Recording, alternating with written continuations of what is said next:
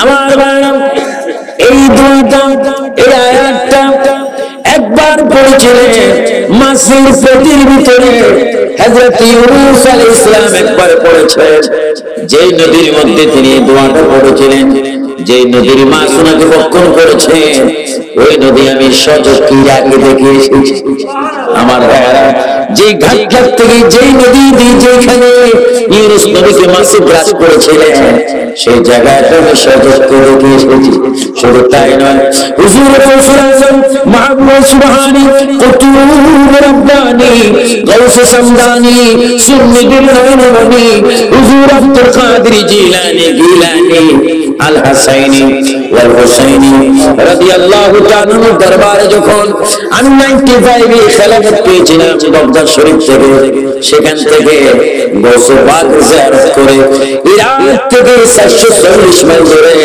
মৌসুল নামে একটা শহর আছে ওই শহরের মধ্যে একটা লাল কালারের পাহাড় রয়েছে ওই পাহাড়ের উপরে ইউনূস নবীর একটা কবর রয়েছে বলুন সুবহানাল্লাহ আল্লাহু আকবার কোন নবী ইউনূস আলাইহিস সালাম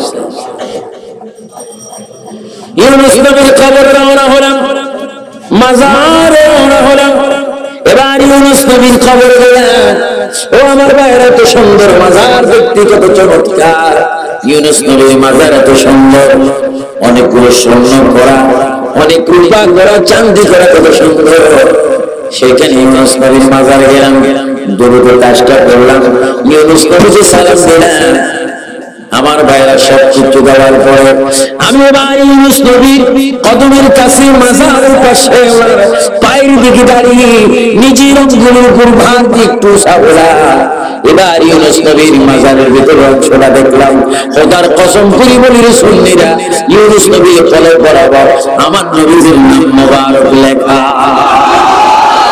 সুবহানাল্লাহ বলে ইউনূস নবীর মাজারে জানি রাখে মৌসুল শহরে মিলাদুন নবীর মালিক যিনি ওই রহমাতুল আলামিনের নাম ইউনূস নবীর কবরে লেখা চিৎকার দিবেন সুবহানাল্লাহ জানার কাছে গেলাম দেখলাম আমার নবীর নাম শীশ আলাইহিস সালামের কবরে গেলাম আইয়ুব নবীর কবরে গেলাম ইয়াহইয়া আলাইহিস সালামের কবরে গেলাম জাকারিয়া নবীর কবরে গেলাম হুদ আলাইহিস সালামের কবরে গেলাম সাহাবীদের কবরে গেলাম তাবিঈনদের জিয়ারত করলাম শাহাদাতের কবরে গেলাম খোদার কসম কি নবী রাসূল কি সাহাবী কি শহীদ কি ওলি আল্লাহ কি ইমাম আজম কি ইমাম মুহাম্মদ প্রত্যেকের কবরে গেলাম খোদার কসম আমার সুন্নিরা প্রতিটি কবরে সোনালী অক্ষরে আমার প্রিয় নবীর নাম ধরে বলেন সুবহানাল্লাহ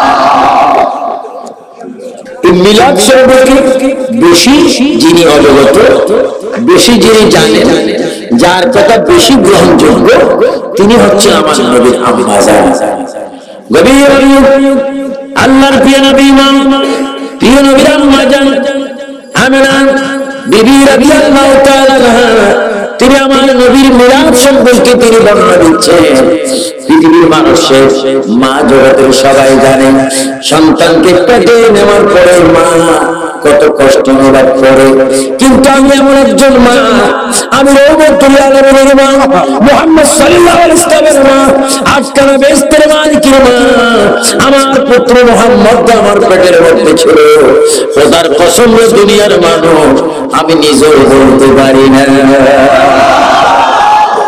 আল্লাহু আকবার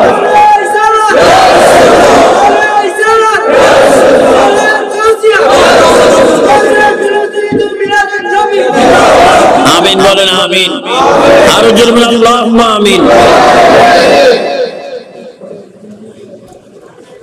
আমাদের কাঁধে ফেরেশতা আছে আমাদের কি ওজন মালুম হয় আছে মাননা বলেন আমার পুত্র তো নূর নবী নূরের কোন ওজন নাই এজন্য আমার পথে ছিলেন কথা সত্য কিন্তু আমার অনুভব নেই চিৎকার দিবেন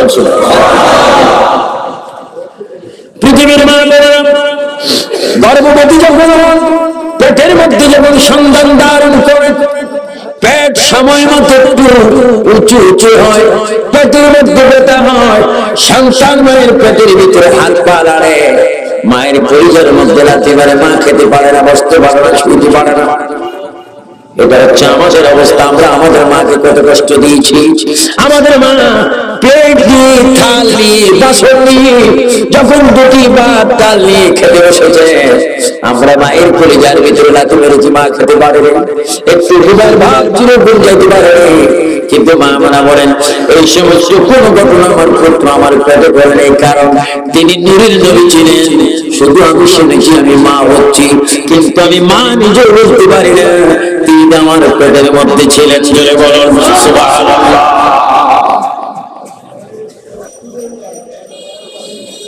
মিলাদুল নবী মানে নবী আগমন মিথ্যা মিথ্যা।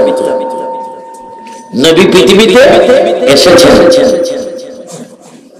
সেদিন কিন্তু জন্ম হননি।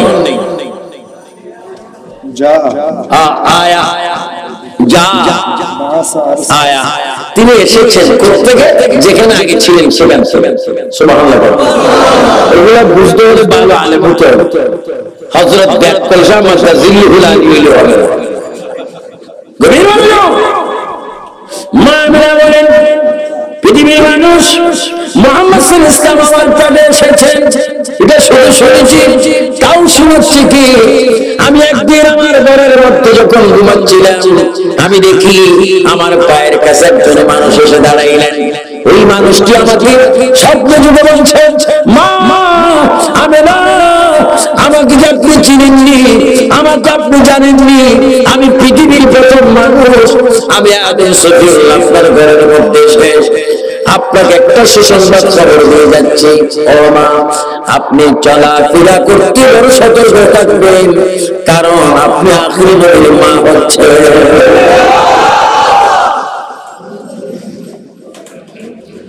তোমার ইসলাম এই কথা বললেন না, মা হবে না, আমি আপনাকে সিরাজুল নবীর খবর দিয়ে যাচ্ছি। খবর দিলেন কি? মিলাদুল নবী। সুবহানাল্লাহ। কি নবী? সকল ঈদের সেরা ঈদ, সবাই বলে ঈদ মিলাদুন নবী।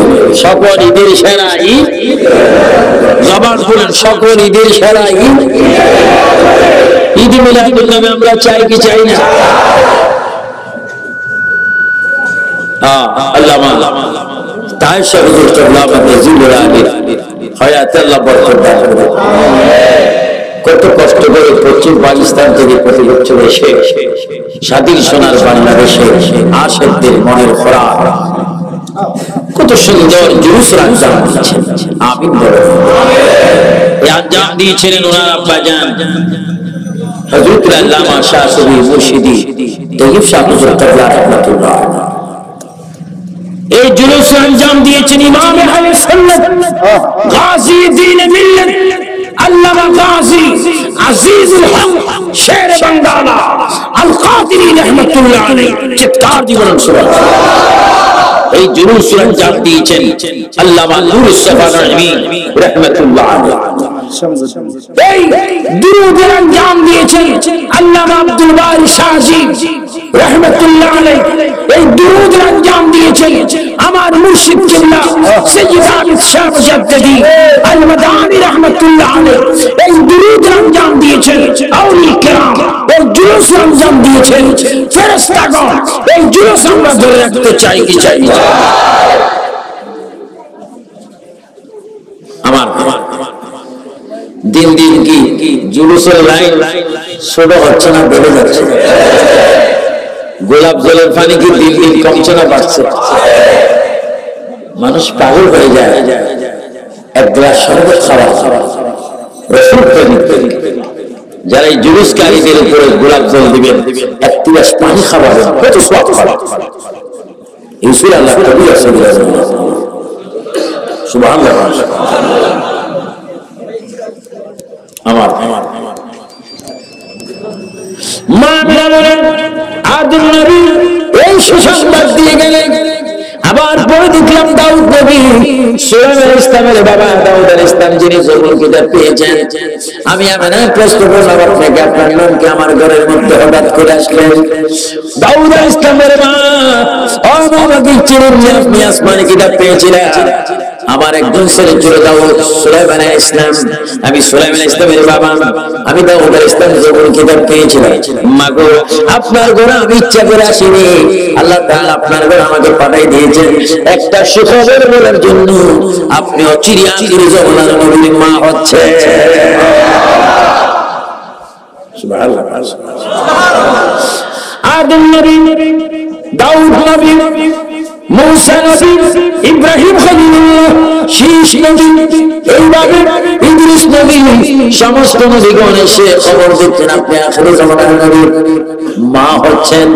আমার প্রিয় সুন্নি বাবারা, আজকে যে মিলাদ নবী হচ্ছে, এই মিলাদ নবী রাসূল পাক রমজান রবিউল আউয়ালের চাঁদে 11 তারিখ দিবাগত রাত্রে যখন আমার পুত্র মুহাম্মদ সুবহ 7টার সময় যখন দুনিয়ার মধ্যে আসে, আমি মা নিজেই দেখতে পেলাম আমার পুত্র মুহাম্মদ অন্যান্য মানুষের মতো লম্বু একটা কাপড় বিহীন আসে নাই। আমি মা নিজে সাক্ষী দিচ্ছি, দেখতেছি আমার পেট থেকে জমিনে কদম রাখা পর্যন্ত আমি মা দেখলাম আমার পুত্রের শরীরে জান্নাতের পোশাক পরিধান অবস্থা ছিল।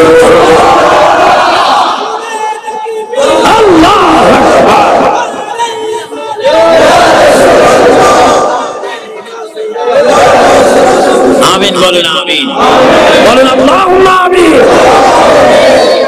আমরা নবীর মিলাদুন নবী, আহা নবী এসেছেন মায়ের পেট থেকে উলঙ্গ না পোশাক অবস্থা? আরো জোরে বলেন কি অবস্থা? পোশাক। মা বলেন, ও দুনিয়ার মানুষ, মিলাদুন নবী যদি তোমরা শোনো, আমার থেকে তোমরা কিছু শুনে নাও। আমার পুত্র মুহাম্মদ দুনিয়ার মধ্যে যখন আসতেছিলেন জান্নাতি পোশাক পরিধান করে আসছেন, আসা মাত্র তিনি জমিনের মধ্যে কদম মোবারক রাখলেন।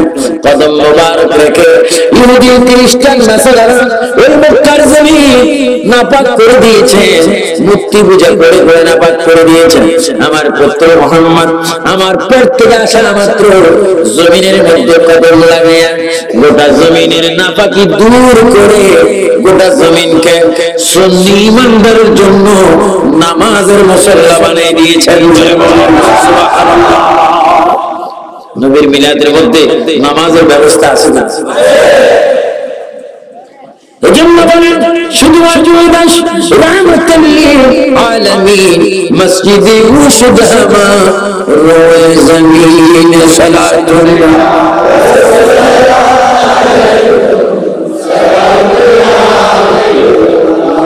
আরজুল সালাতুল্লাহ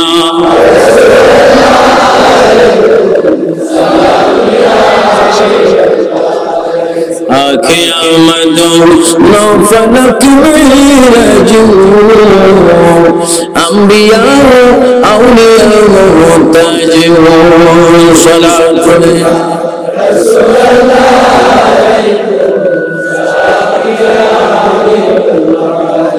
আমার প্রিয় নবী আল্লাহর জমিনে এসে কদম মোবারক লাগিয়ে আকাশের দিকে ফিরে চেহারা মোবারক ফিরে বলেছেন, আমার সুন্নি ভাইরা বলুন, রব্বি হাবলি উম্মতি, রব্বি হাবলি উম্মতি।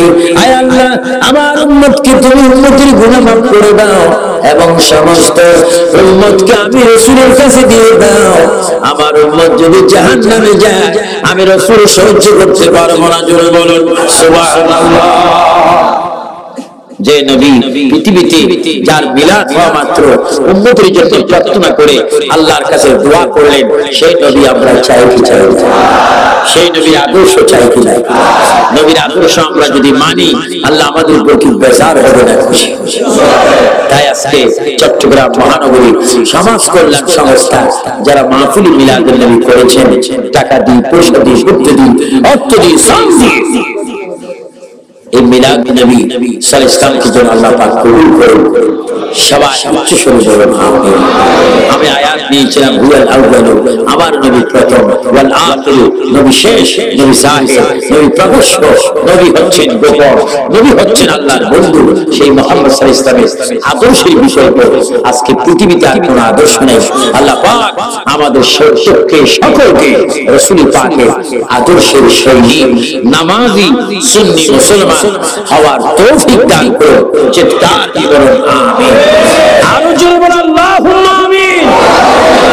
সেই মুহাম্মদ সাল্লাল্লাহু আলাইহি ওয়াসাল্লামের আদর্শ হচ্ছে আল্লাহ পাক এইজন্য কোরআনে বলেছেন বিসমিল্লাহির রহমানির রহিম লাকাদ কানা লাকুম ফি রাসূলিল্লাহি উসওয়াতুন হাসানাহ।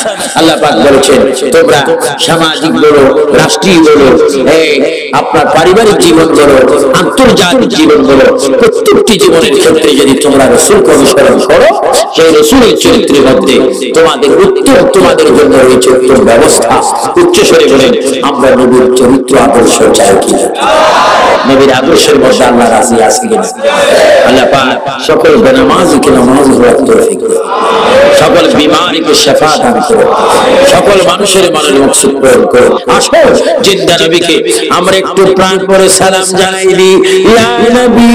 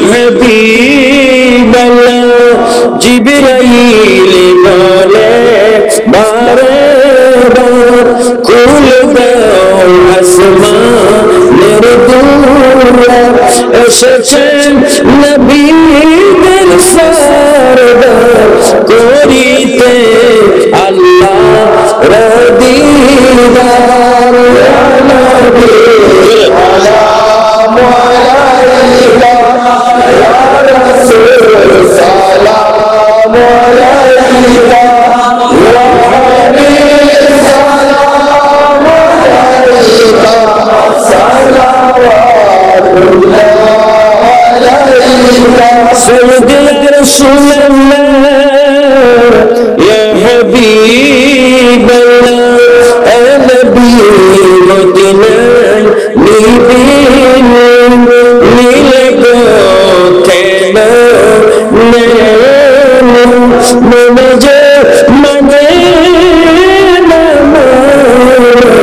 نيجا شنار مدينة يا نبي سلام عليك يا رسول سلام عليك يا حبيب سلام عليك صلوات الله عليك نودي قلبه عظمت مصطفى حكمت على حضرت مصطفى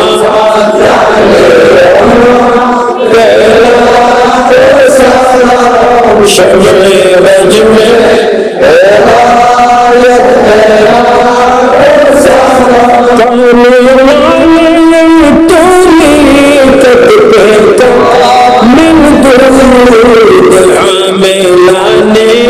شريعة لا إله إلا الله لا إله إلا الله لا إله إلا الله لا إله إلا الله لا إله إلا الله لا إله إلا الله لا إله إلا الله لا إله إلا الله لا إله إلا الله لا إله إلا الله لا إله إلا الله لا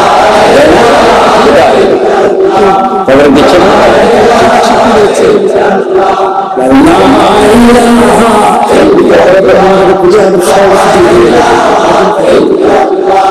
লা ইলাহা শুরু করতে পারেন লা ইলাহা দাও আরম্ভ করো ইল্লাল্লাহ লা ইলাহা ইল্লাল্লাহ লা ইলাহা